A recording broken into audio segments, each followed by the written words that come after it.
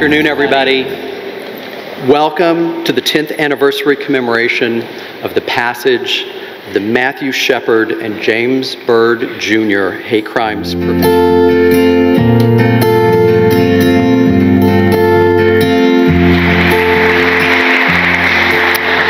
Thank you, Assistant Director Wade. We will now hear from our second presentation, a panel entitled Uniting Against Hate, Cultivating Law Enforcement Community Partnerships.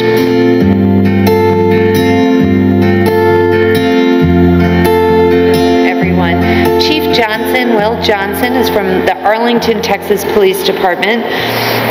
He also has multiple years of law enforcement experience and has been a police chief since March of 2013.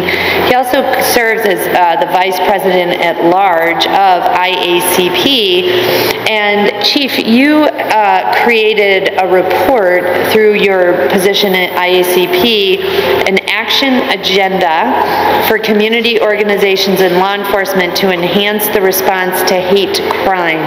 And I thought you could tell us a little bit about that report. Well, thank you.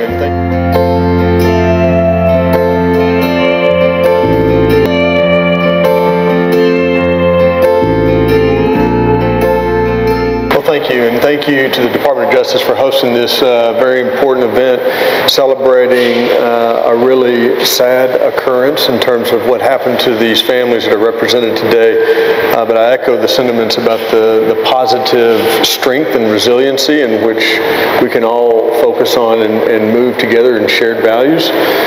And so when we talk about this report, it's true that it was in partnership with IACP, but it's equally important that it was in partnership with the Lawyers Committee for Civil Rights Under the Law. Because what we recognize in law enforcement are a couple fundamental facts.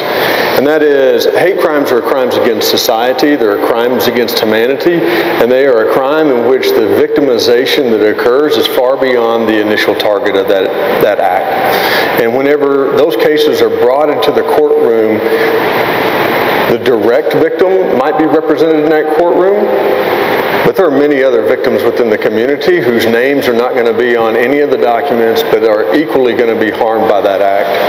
And so what we wanted to do is, as a local law enforcement official, I'm in the community every single day, and I see this pain and frustration and hurt that's occurring because of these crimes. And people want to see tangible, actionable things that they can touch, see, feel, that is in direct response to us addressing this scourge in society. And by the production of this report, not only from law enforcement's perspective, but also from the civil rights and activist perspective, it can demonstrate to communities that we don't have to be in 100% agreement on every single topic to have absolute agreement on shared goals and work together. And one of the greatest challenges we have in society right now is if I disagree with you on one point and I agree with you on 50 points, I'm not going to work with you on those 50 points because I'm so focused and entrenched on my one point of disagreement.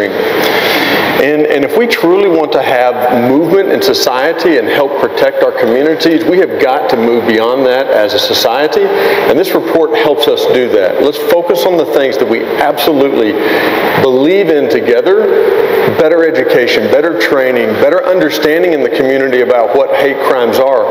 When I heard the judge's comments about these kids and how did they change, the mere fact that hate incidents have the same impact as hate crimes in communities, but they don't have the same legal proceedings. Mm-hmm. And we as communities have to be able to come together to address these hate incidents with the same rigor and vigor and leaning in posture as we do on hate crimes.